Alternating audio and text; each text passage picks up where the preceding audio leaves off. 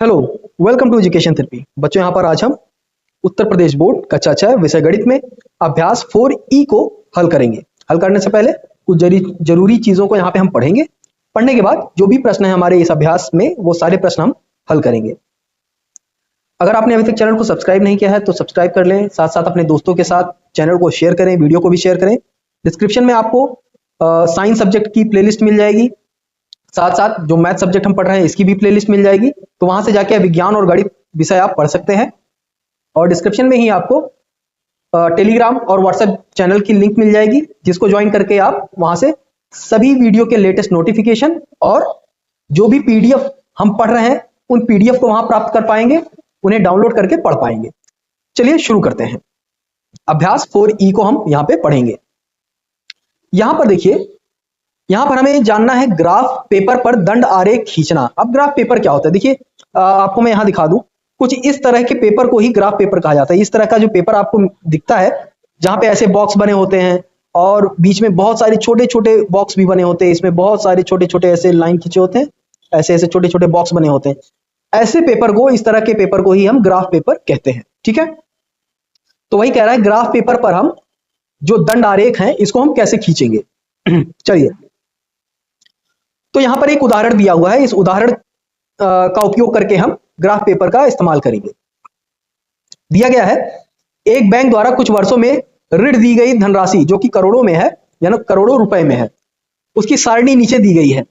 जैसे वर्ष 2000, 2001, 2002, 2003 और 4।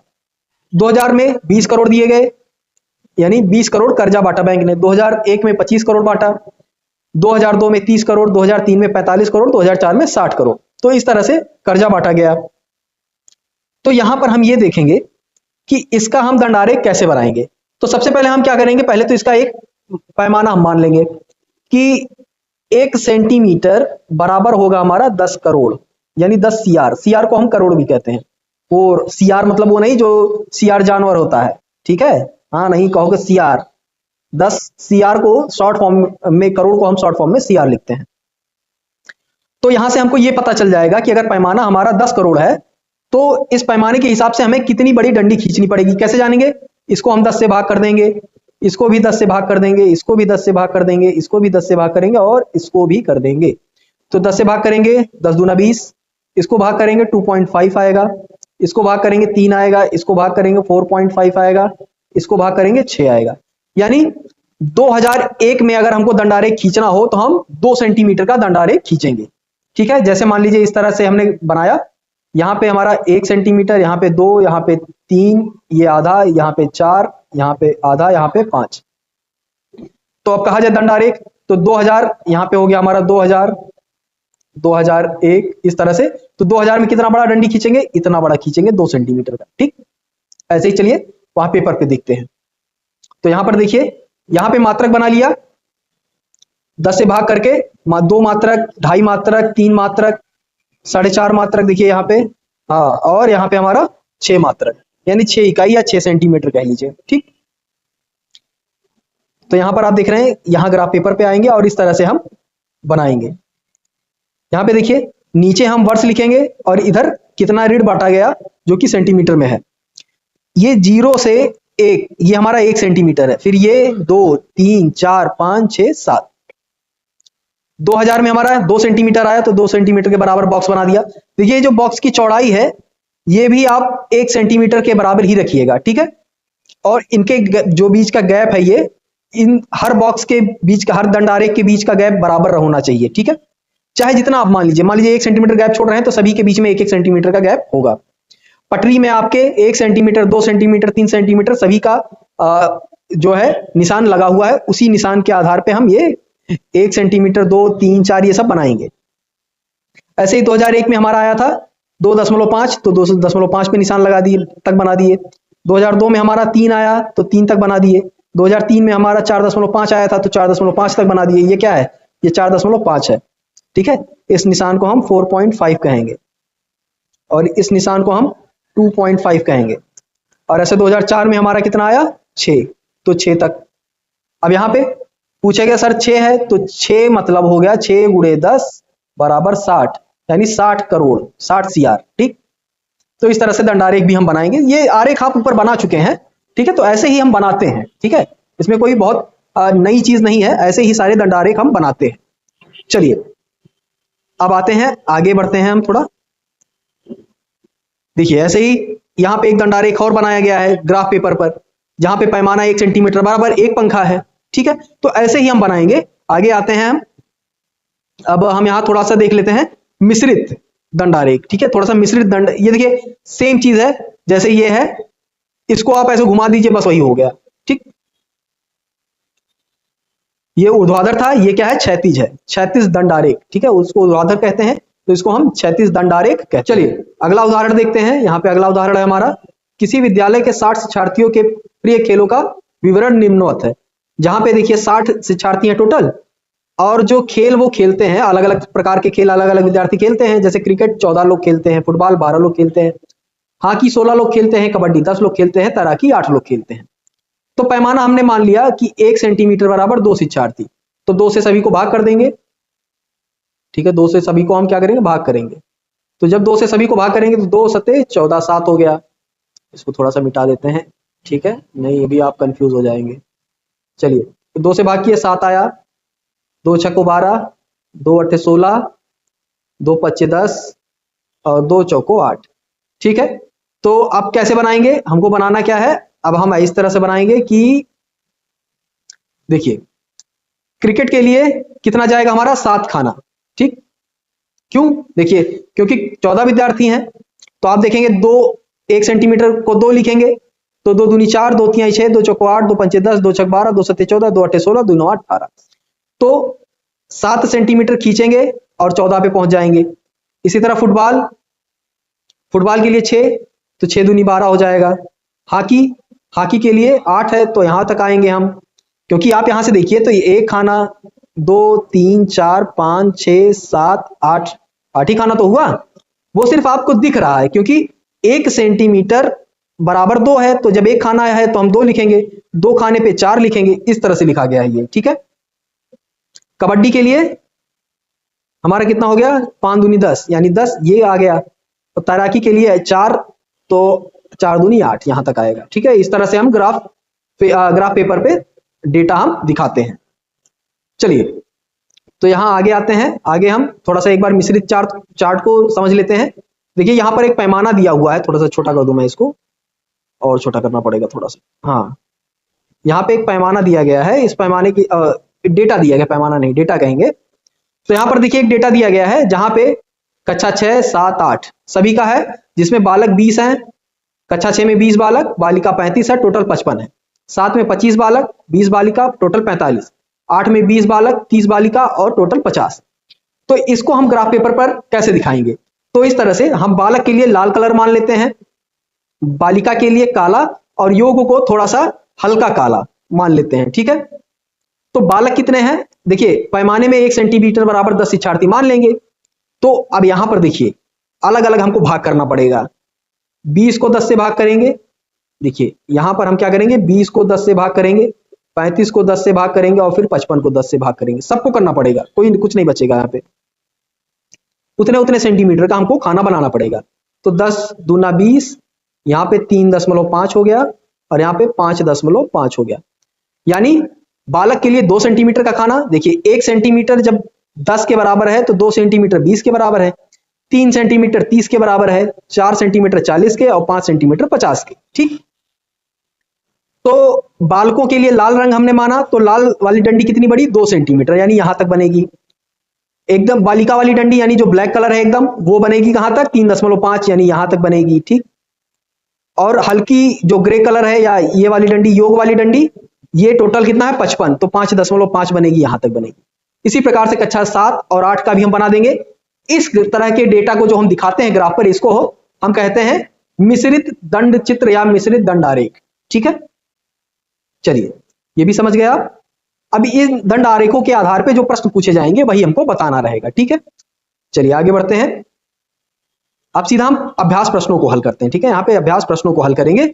चलिए तो यहाँ पे 4E का जो अभ्यास प्रश्न है उसमें कितने प्रश्न है, 1 2 3 4, टोटल 4 प्रश्न है। इन चारों प्रश्नों को हम हल करते हैं, ठीक है। चलिए चारों प्रश्नों को हल करते हैं। तो पहला प्रश्न सबसे पहले उठाते हैं, 4E का फर्स्ट क्वेश्चन।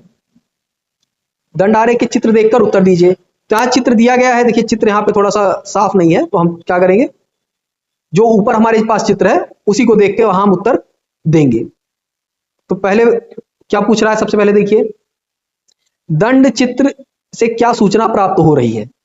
तो दंड चित्र से क्या पता चल रहा है, परिवार व उनके बच्चों की संख्या। यहाँ पे परिवार है और उनके बच्चों की संख्या, ठीक,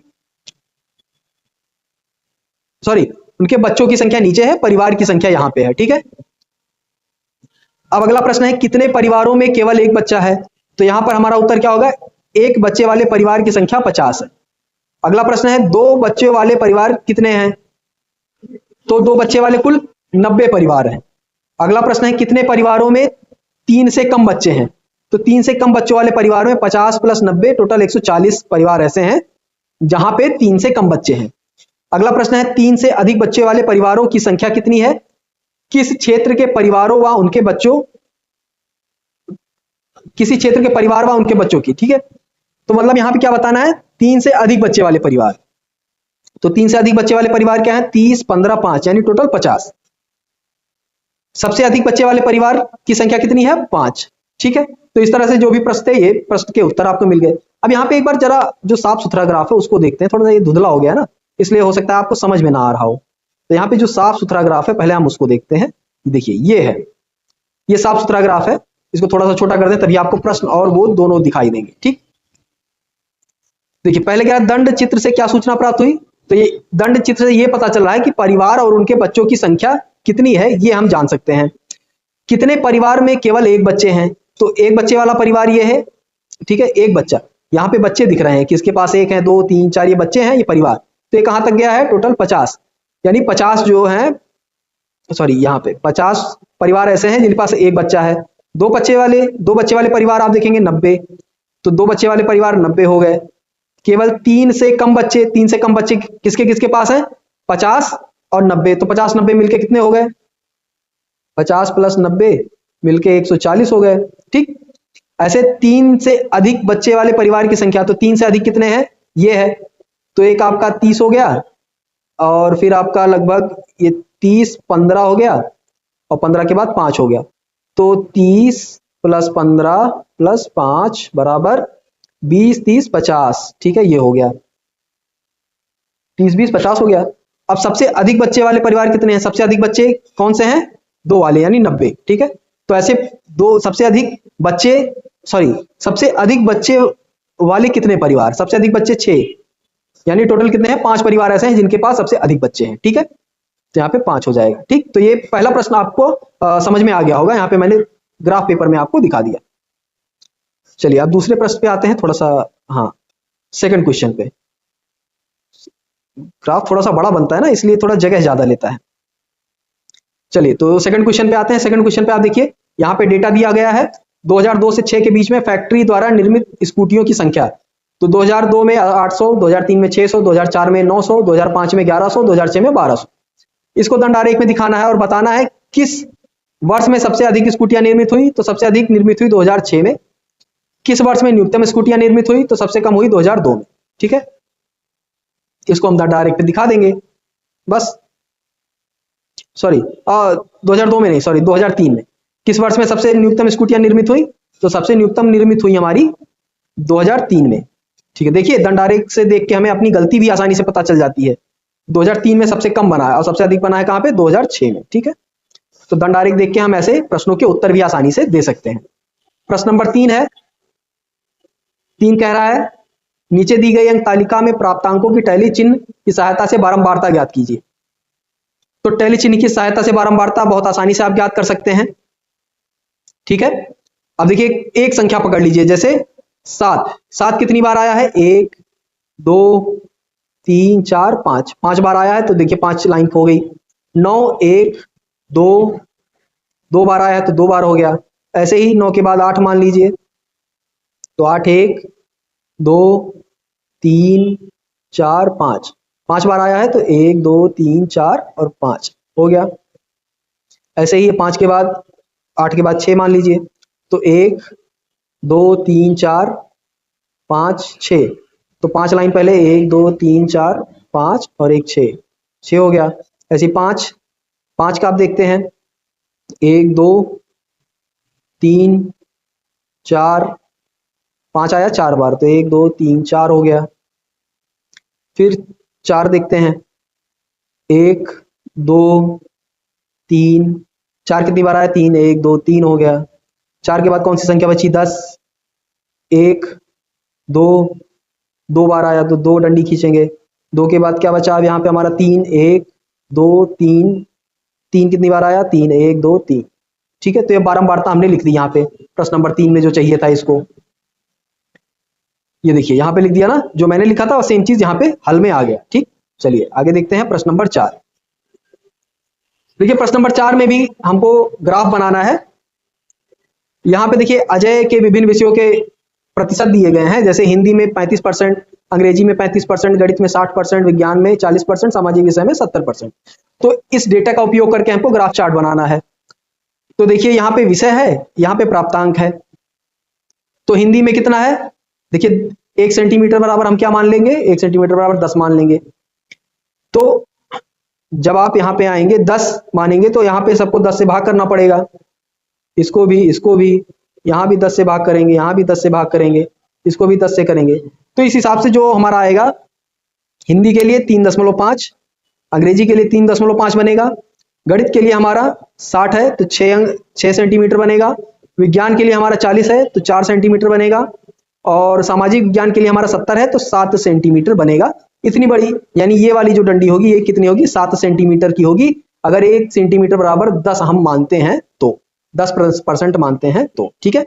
तो इस हिसाब से हमारा जो ग्राफ है दंडारेख ये बन जाएगा। तो यहाँ पे ये दंडारेख बन गया। अब इसमें सारे प्रश्न आपके हल हो चुके हैं। कोई चीज ना समझ में आई हो, अगर मैंने थोड़ा सा स्पीड में पढ़ाया हो, तो आप एक बार वीडियो को थोड़ा सा रिवाइंड करिएगा, रिवाइंड करके देखेंगे तो आपको चीजें समझ में आ जाएंगी आसानी से।